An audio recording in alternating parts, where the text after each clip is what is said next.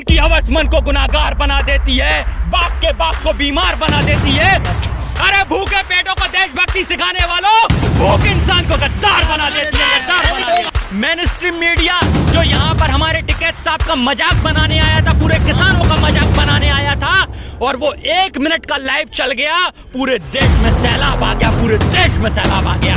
अगर ये main stream media या 2 महीने से लगातार अगर लाइव चला देता तो मैं लिख कर दे रहा हूँ कि पूरे विश्व में सैलाब आ जाता। जसदीप सिद्धू को हमने अपने मंच पर नहीं चढ़ने दिया, उसको इन्हें लाल किले पर चढ़ा दिया। लाल किले की बात करते हैं, लाल किले भी इन्हें डालमिया को देके रखा है, तक हो सकते हैं। अरे मैं आपके माध्यम से कहता हूँ, अब देश का अपमान तो उस दिन हो जाता है जिस दिन सीमा पर जवान रो जाता है और खेत में किसान रो जाता है। आज हमने जी न्यूज़ का एक प्रोग्राम देखा जिसमें जो सुधीर चौधरी है वो ये कह रहे हैं कि मुट्ठी भर कुछ लोग आकर किले पर फतह करने की अगर सोच रहे हैं तो वो भूल जाएं कि वो किला फतह कर सकते हैं, वो देशद्रोही हैं। देखिए, ये वो लोग हैं, मैं कहता हूं देशद्रोह का मुकदमा जी हिंदुस्तान पे चलना चाहिए, जो पिछले 2 महीने से हमारे किसान आंदोलन को भड़काता आ रहा है। ये बताइए, ये जो भाषा शैली है ये एक भड़काऊ व्यक्ति की है, इसको 107, 16 और 151 का नोटिस जारी कर देना चाहिए सरकार को, ऐसे चैनलों को जो देश की जनता को उग्र करना चाहते हैं। आप हमें एक तरफ मुट्ठी भर बताते हैं और दूसरी तरफ जब हमारे 60 लाख लोग निकलते हैं तो उन्हें नहीं दिखाते हैं। फिर एक तरफ आप कहते हो जब लाल किला फतेह कर लेते हैं कुछ लोग जाके आपके ही, और फिर आप हम पे दोष लगाते हो। तो ये तो देखो इनकी शुरू से रणनीति रही है क्या। और आज ये देशभक्ति की बात करते हैं, ये चाटुकार संगठन हमें बताएगा। आप जाइए थानों में, नगर सुरक्षा समिति है जो थाने में काम करती है पुलिस के लिए, ये ऐसे ही अंग्रेजी पुलिस के लिए काम करते थे, तो ये देशभक्ति नहीं सिखा सकते। और बात रही विधायक की, तो उनके विषय में तो अभी कोई बात नहीं करना चाहूंगा, वो कौन है क्या है वो जाने, हर व्यक्ति हाईलाइट होना चाहता है, छोड़िए उनको उनकी जगह पे। लेकिन मोदी जी जो डिजिटल इंडिया की बात करते हैं, बड़ी बड़ी बातें करते हैं, अब देखिए वो कैसे घुमा रहे हैं। बताइए, आज के टाइम में वो फोन चलता है क्या जिसमें घुमाया जाता है? वो फोन है क्या? नहीं। कौन सा फोन है?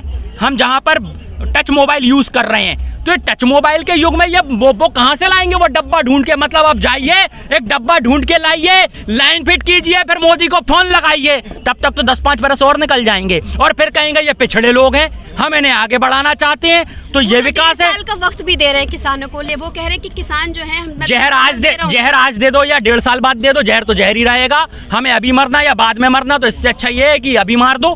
क्यों 1.5 साल रोक रहे हो? अगर हम इस आंदोलन से हटके आम जनता की बात करें तो उनका भी यही कहना है कि देखिए, जैसे हम छोटी सी मार्केट में हम विजिट करते हैं, हम सच बताएं तो हम एक ट्राइपॉड लेने गए, हम एक मार्केट में कपड़ा लेने गए, ये 2 दिन बीते, 2 दिनों की बात है। हमने पूछा भाई ये बताओ कि किसान आंदोलन जो चल रहा है वो सही चल रहा है? तो ये सोचिए कि गंदगी इस हद तक है कि उनका कहना भी ये है कि किसान जो है वो पैसा लेके बैठे हुए हैं, ये बात ये उनका कहना है। तो ऐसा मतलब क्यों, जो आम जनता, जो खुद छोटी छोटी दुकानों पर लोग बैठे हुए हैं, उनकी मानसिकता भी इस कदर ऐसी आप लोगों के ऐसे निगेटिव हो गई है कि वो भी कहते हैं ये किसान नहीं है, ये जो है आतंकवादी हैं, ये देशद्रोही हैं, इनको पैसा मिलता है, वो तो वहाँ पे मजे से पैसा मिलता है, वो आके बैठते हैं। तो इस तरह के जो स्टेटमेंट्स है क्यों हमारे पास जनता के पास से भी आते हैं। 1 सेकंड, मेरा मोबाइल कौन रखे? अच्छा ठीक है। ये देखिए, आदमी की सोच कहाँ से बनती है? पढ़ने से, देखने से। और लगातार मेन स्ट्रीम मीडिया पिछले 6 सालों में जो मोदी की गोद में जाके बैठ गया है, जो लगातार विज्ञापन एजेंसी बनके एक खबर को चला रहा है ना बार बार, ये सब उसके कारण हो रहा है। मेन स्ट्रीम मीडिया की कभी इस प्रकार की खबरें नहीं चलती थी जैसी आज वो चला रहा है। वो बार बार निगेटिव खबर दिखा रहा है, सिक्के का दूसरा पहलू नहीं दिखा रहा, सिर्फ एक पहलू को लेकर बैठा है। मैंने आपको पहले भी कहा था सिक्के के दोनों पहलू समझने होंगे। जिस दिन 3 लाख ट्रैक्टर की रैली निकली, अगर ये आंदोलन हिंसक होना होता तो बताइए 3 लाख ट्रैक्टर पूरे हिंसक हो जाते, और अगर 3 लाख ट्रैक्टर हिंसक हो जाते तो मैं लिख के दे रहा हूं, ना तो संसद बचती और ना ही भाजपा के कार्यालय बचते और पूरी दिल्ली चौक हो जाती। लेकिन ये किसान सौहार्द बनाए हुए पिछले 2 महीने से यहाँ पर 150 शहादतें हो गई, कभी मोदी जी ने जिक्र नहीं करा, ना घड़ियाली आंसू बनाए, ना संवेदनशीलता के आंसू बहाए। लेकिन हाँ, अमेरिका में ट्रंप के लिए ट्वीट कर देते हैं, बिना प्रोटोकॉल के पाकिस्तान में उतर जाते हैं, नवाज शरीफ क्या बिरयानी खा के आते हैं। यही तो दिक्कत है, कभी आप 18% मुसलमान के नाम पे लड़ाते हो, कभी 2% सिखों के नाम पे लड़ाते हो। बंद करो ये धर्म की राजनीति में धर्म लेके आओ और धर्म की राजनीति बंद करो। आज महंगाई चरम पे जा रही है और तुम धर्म के नाम पे लगे हो हमें लड़ाने। कब तक लड़ाओगे यार? मैं तो आह्वान करता हूं पूरे देश से कि अगर आपकी क्रांति छिड़े तो हर घर से अशफाक उल्लाह खां निकले, हर घर से भगत सिंह निकले और हर घर से पंडित चंद्रशेखर आजाद निकले। मारो, कितने क्रांतिकारी मारोगे, मारो तुम। और देश को बागी ना बनाना, क्योंकि हमें नहीं समझ आता मोदी जी की नीति। कभी ये कहते हैं हमें गांधी पसंद है, कभी ये कहते हैं भगत सिंह पसंद है। अगर अभी हम भगत सिंह बन जाएंगे तो ये कहेंगे देखो ये लोग उग्रवादी हैं, और अभी हम गांधी बन जाएंगे तो कहेंगे देखो ये बेवकूफ है, कैसे बैठे हैं, खा पी रहे हैं। मतलब कि कहीं ना कहीं से कुल मिलाकर हमें बदनाम करना है। और मैं कह रहा हूं ना, ये देश का सबसे बड़ा आंदोलन है। अगर ये असफल हो गया तो देश के अंदर साम्राज्यवाद आ जाएगा, फिर कभी कोई अपनी आवाज नहीं उठा पाएगा, ना आप नौकरी मांग पाओगी। देश की मुख्य बुनियादी समस्या है जो हर किसी को जरूरत है, शिक्षा की। एक अच्छी शिक्षा की सबको जरूरत है, वो भी फ्री में, क्योंकि ये संविधान के अंदर है। और शिक्षा का धंधा करने वाले संविधान का हनन करते हैं। इसके बाद हर व्यक्ति को स्वास्थ्य की जरूरत है, हर व्यक्ति को संरक्षण की जरूरत है, हर व्यक्ति को स्वरोजगार और रोजगार की जरूरत है। लेकिन आज इनने दिल्ली के अंदर लघु और कुटीर उद्योग बंद कर दिए। पता है आपको? सिर्फ इस नाम पे कि ये प्रदूषण फैलाते हैं। भाई प्रदूषण तो बड़े बड़े उद्योगों से भी होता है। तो मेरा कहना यह है, मोदी जी ये दोगली नीति बंद करो। आपने वही किया है कि एक तरफ आप गोरक्षा अभियान चलाते हो, दूसरी तरफ गौ कत्ल खाने खुलवाते हो, एक तरफ आप नशा मुक्ति अभियान चलवाते हो, दूसरी तरफ आप नशा मुक्ति केंद्र खुलवाते हो। देखो हमारे भिखारी प्रधानमंत्री को, भिखारी हो चुका। जिस समय सिख समुदाय कोरोना काल में पूरे देश को खाना खिला रहा था, और यह व्यक्ति क्या कर रहा था? पूरे देश से पैसा मांग रहा था। इसके बाद भी इसकी राह यहां नहीं रुकी, ये विदेश गया और वर्ल्ड बैंक से 76 अरब रुपए लेके आया, जो इस समय सबसे बड़ा कर्जा है। आप इस बात को समझिए, देश को कैसे लूटा गया है। पहले नोटबंदी की, नोटबंदी से जितना पैसा था वो लोगों की जेब का कहां चला गया? बैंकों के अंदर। फिर वो बैंकों के अंदर जो पैसा गया, इन्हें एनपीए के नाम पर सारा का सारा कर्जा पूंजीपतियों का माफ कर दिया, मतलब बैंक खाली कर दिए और बैंकों का प्राइवेटाइजेशन कर दिया। इसके बाद भी जो लोग उद्यमी हमारे व्यापारी बच गए थे, उन व्यापारियों को भी इनने कैसे खत्म किया? जीएसटी लाके, मतलब कई सारे पेपर वर्किंग में बेचारे वो भी धराशायी हो गए, उनके भी काम धंधे बंद हो गए।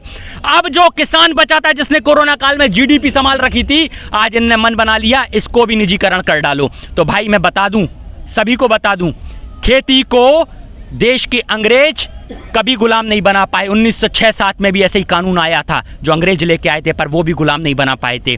फिर ये काले अंग्रेज कैसे गुलाम बनाएंगे?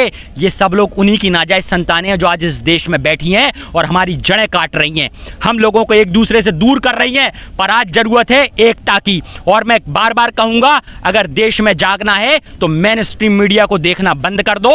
और बीजेपी आरएसएस वालों से भी एक निवेदन करूंगा, अगर वास्तविकता में आपको देशभक्ति देखनी है तो एक बार इस आंदोलन में आ जाओ, जहां आप एकता की बात करते हो, वहां बिना धर्म, बिना जात, बिना मजहब देखे हुए लोग एक दूसरे की सेवा कर रहे हैं। यही तो भारत चाहता था, जहां अमन शांति हो, और ऐसी अमन शांति इस आंदोलन में है। सवाल है कि आज मन की बात में मोदी जी ने यह भी कहा कि जिस तरह से हमने 1 साल से हम कोरोना की लड़ाई लड़ते आ रहे हैं, हमने उस लड़ाई पर एक तरह से जीत हासिल कर ली है। इसी तरह से हमें संयम के साथ जो हमने संकल्प किए हैं, हमें उनको भी पूरा करना है। तो आप समझ सकते हैं कि आप बता सकते हैं वो संकल्प जो उन्होंने किए हैं, जो उन्होंने संकल्प जिसको कहा है, वो क्या चीज है, क्या बात है जो वो संकल्प अपना पूरा करना चाहते हैं? वो संकल्प जो उन्होंने लिया है पिछले 5 वर्ष पहले अडानी को पूरी देश की खेती सौंपने का, वो संकल्प पूरा करना चाह रहे हैं। और उन्होंने जो संकल्प लिया है इस देश को गुलाम बनाने का, वो संकल्प पूरा करना चाह रहे हैं। इन्होंने जो संकल्प लिया है पूरे देश का प्राइवेटाइजेशन करने का, सरकारी विभागों को बेचने का, ये वो संकल्प पूरा करना चाह रहे हैं। इन्होंने जो संकल्प लिया है कभी घर न लौटने का और देश छोड़ के भागने का, लगता है वो संकल्प पूरा करना चाह रहे हैं। तो मैं कह दूं बहनों भाइयों, मोदी जी ने कहा था कि भाई मैं तो फकीर आदमी हूं, झोला उठा के चल दूंगा। मैं बार बार कह दूं, मोदी को भले ही भग जाने देना, पर वो झोला यहीं रख लेना, वो झोला यहीं रख लेना। उस झोले में अंबानी और अडानी भी लेके भगेगा, ये देश से पूरे देश को बेच के जाएगा ये।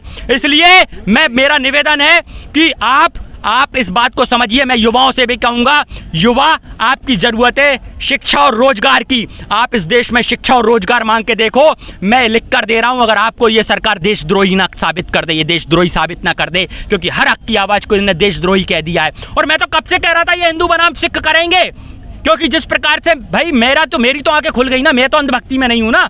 मैं तो देख रहा था मेन स्ट्रीम मीडिया को जिस तरीके से न्यूज चला रही थी कि ये होगा, और वो हो गया। इसका मतलब ये प्री प्लान था, प्रायोजित था पूरा। मैं तभी तो बार बार कह रहा हूं, जिस दीप सिद्धू को संयुक्त किसान मोर्चा ने अपने मंच पे नहीं चढ़ने दिया, इन्होंने उसको हमारे लाल किले पर चढ़ा दिया। अब पर वो हमारा भी नहीं रहा लाल किला, वो तो डालमिया का हो गया। तो ये कैसे शर्मिंदा, इसका मतलब आप समझ रहे हैं, वो शर्मिंदा इसलिए है क्योंकि वो डालमिया की संपत्ति नहीं बचा पाया। आगे अभी क्या है, अंबानी अडानी की संपत्ति बचाने में लगा है। पर मैं कह दूं, आधी छोड़ पूरी को धावे, ना आधी मिले ना पूरी पावे। अंबानी अडानी आप भी सुधर जाओ, अन्यथा ऐसा ना हो कि आप भी देश में जितना कमाया उतना भी छोड़ बैठो। और मोदी तो जब वार करोगे सरकार जाएगी। अगर इस देश पे वार होगा तो सरकार जाएगी और हर वोट पे इस बार चोट आएगी। और अगर इसके बाद भी बीजेपी जीतती है तो आप समझ जाना ईवीएम में घोटाला है। आपने देखा कि किस तरह से दीपक जी ने पूरी बात में बयान करी कि किस तरह से सरकार जो है वो ये आंदोलन खत्म करने की नाकाम कोशिशें लगातार कर रही है, लेकिन किसान जो है उनकी हमेशा कोशिशों पे पानी फेर दे रहे हैं। अभी भी 3 दिन पहले जो हुआ वो वाकई वो भी बहुत निंदनीय था, उस पर भी निंदा करनी चाहिए मोदी जी को कि उस तरह की उन्होंने जो है हरकत की और कार्रवाई। जहां वो एक जगह बोल रहे हैं मन की बात में कि मैं 1 कॉल दूरी पर हूं, किसान मुझे कॉल करे और मैं उनके लिए स्थान बनाऊंगा, मैं उनके लिए टाइम मुकर्रर करूंगा और मैं वहां उनसे मिलूंगा। दूसरी जगह ही उनके जो नेता हैं वो लगातार किसानों को आकर धमकियां दे रहे हैं, लगातार आकर ये आंदोलन खत्म कराने की कोशिश कर रहे हैं। तो ऐसा दोगला रवैया क्यों, ये देश जानना चाहता है। कैमरा पर्सन महविश सिद्दीकी के साथ अर्श इकबाल, भारत लाइव 24/7। समझिए कि उस दिन रैली निकली थी, 3 लाख ट्रैक्टर, 60 लाख लोग। अगर किसानों की मंशा यही होती तो 60 लाख लोग अगर दिल्ली में रुक जाते तो दिल्ली चौक हो जाती और उसी दिन फैसला लेना पड़ता मोदी जी को सड़क पे आके। लेकिन ये किसान का सौहार्द है कि वो वापस शांति से यहाँ लौट आया। सोशल मीडिया के लोग हैं, उन पर भी FIR दर्ज कर रहे हैं, देशद्रोह का मुकदमा डाल रहे हैं। ये क्या कर रहे हैं, ये तो सच्चाई दिखा रहे हैं। इन सच्चाई दिखाने वालों को अब भी आप देशद्रोही कहेंगे तो मैं उन देश के 70% नौजवानों से कहता हूँ कि आप जरा रोजगार की बात कर देना। अगर ना ये सरकार आपको भी देशद्रोही कह दे, आपको भी देशद्रोही कह दे। आप जो आवश्यक वस्तु अधिनियम 2020 बनाए उसको समझने की कोशिश कीजिए, जो जमाखोरी को बढ़ावा देने वाला है। देश में महंगाई बढ़ने वाली है, उस पर आई आमदनी बढ़ी नहीं है। और मैं अब कहूंगा कि आम जनता, आप अपनी रोटी बचाओ, किसानों आप अपना खेत बचाओ, आप अपनी खेती बचाओ और पूरा देश मिलकर इनसे अपनी बेटी बचाओ।